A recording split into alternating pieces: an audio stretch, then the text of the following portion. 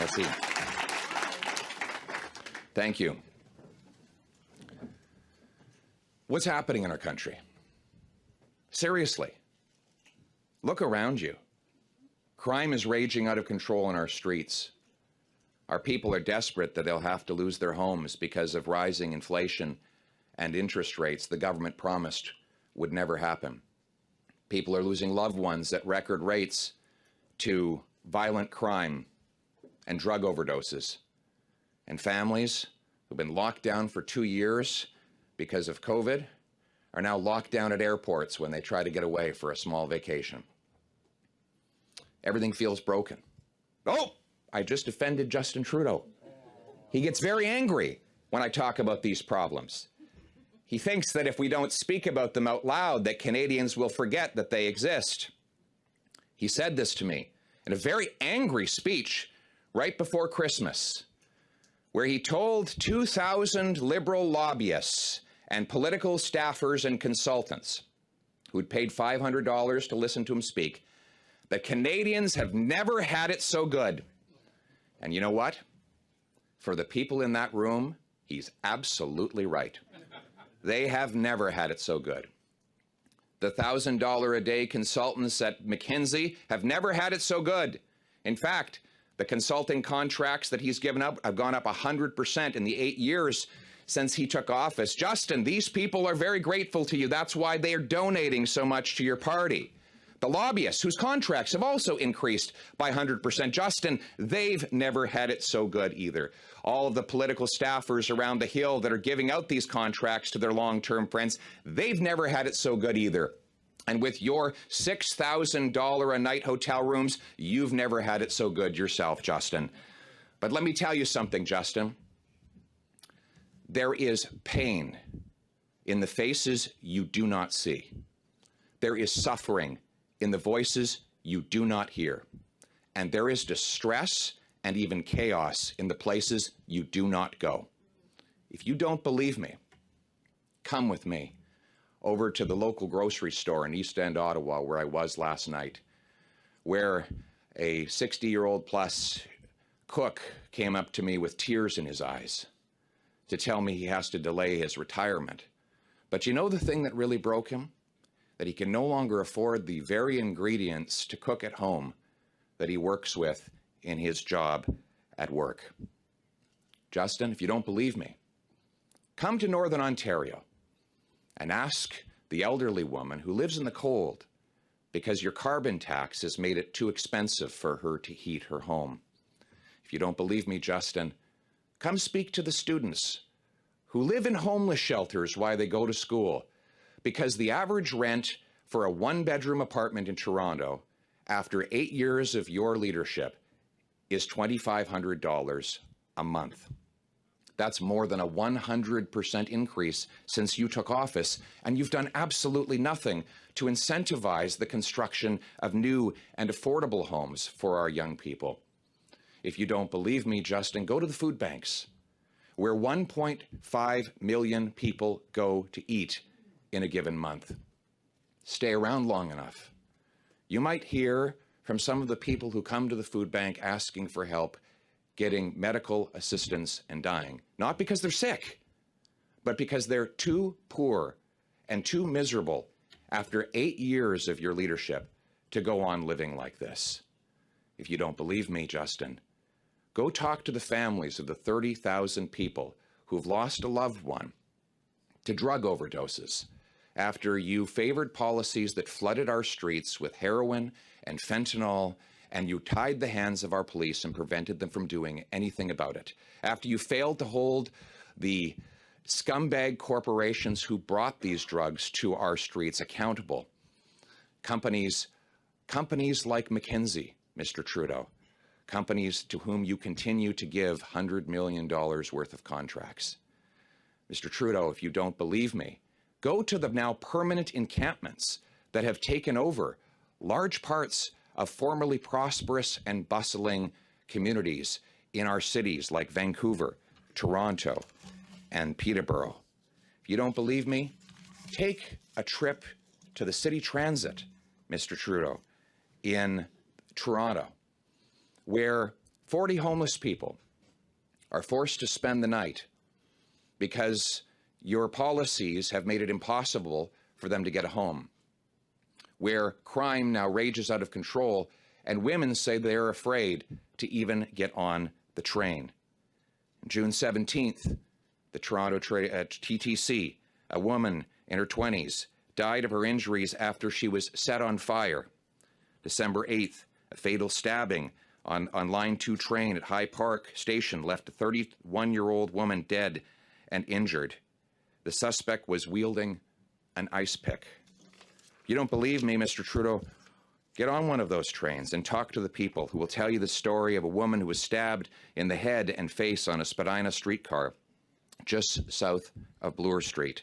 She was taken to hospital with life-altering injuries.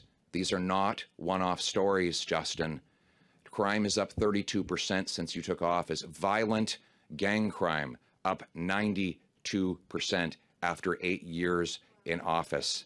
You are responsible for the criminal code, for the borders that bring in the illegal guns. You are responsible for our national police force. And after 8 years, you have given Canadians cities that are turning into crime zones. This is your record, Mr. Trudeau.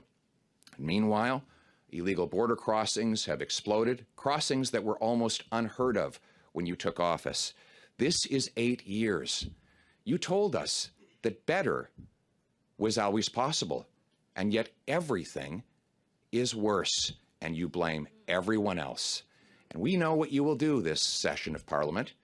You will divide to distract.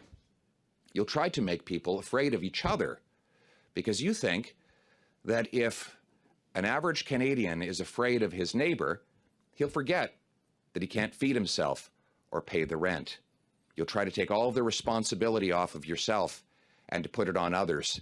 You'll claim you have nothing to do with any of these files, as though as a federal prime minister, you're not responsible for the federal criminal code. As a federal prime minister, you're not responsible for the chaotic federal airports. That as a federal prime minister, you're not responsible for the $500 billion of federal debt that you have added that led to a 40-year high in inflation. If you're not responsible for any of these things, if you can't do anything about it, then why don't you get out of the way and let someone lead who can?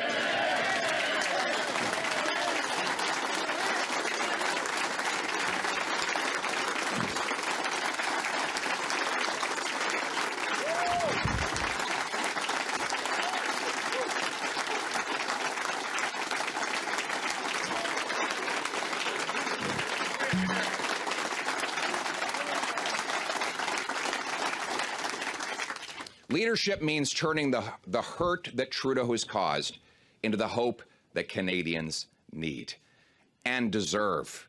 Canadians are good, decent, hardworking people. They deserve better than this, and better is what they will get.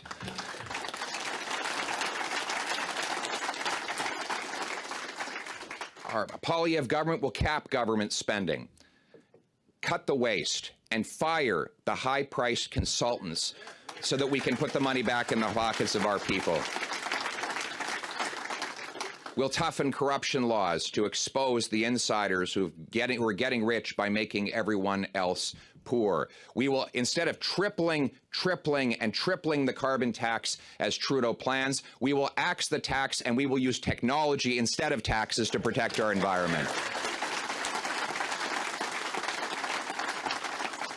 We will remove the gatekeepers so that our brilliant immigrants can again work as doctors and nurses and have big, powerful, inflation-proof paychecks. We will remove the gatekeepers that stand in the way of our small businesses creating jobs and opportunities. We will remove the gatekeepers so that our First Nations can take back control of their lives and their resources and generate massive opportunities for their young people to build skills, to fund water systems that work, and to take care of their people and take control of their lives.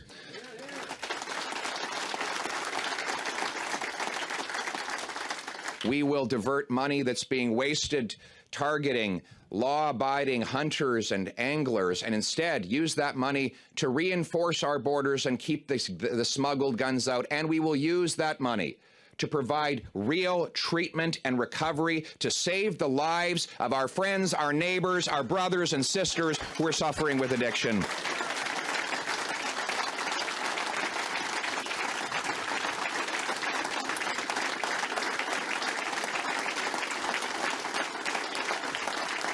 We will close the illegal border crossings and get rid of the backlog that holds back 1.1 million immigrants and allow families to be reunited, jobs to be filled, and refugees to be rescued from danger. We will restore the hope that Justin Trudeau and his government have destroyed over the last 8 years. We will once again make this a country where hard work pays off, where people keep more of every dollar they earn so that they can get ahead. We will remember that a dollar in the hands of the person who earned it is always better spent than in the hands of the politician or bureaucrat who taxed it. You know, we will restore the hope and the promise that is Canada. You know, we all grew up here, told that no matter where we started, if we worked hard, we could do anything. And I remember that when I was a kid. You know, my folks adopted me from a 16-year-old unwed mother. They're a couple of teachers. We grew up in a normal South End, Calgary suburban neighborhood. But they always taught me that it didn't matter where I came from. It mattered where I was going. It didn't matter who I knew. It mattered what I could do. That is the country to which my wife came as a refugee.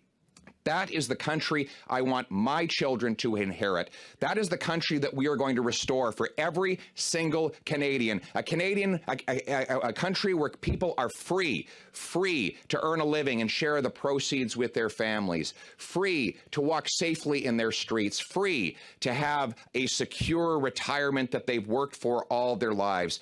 A Canada where people take back control of their lives in the freest country on earth. Now, ladies and gentlemen, let's get to work. Let's bring it home. Thank you.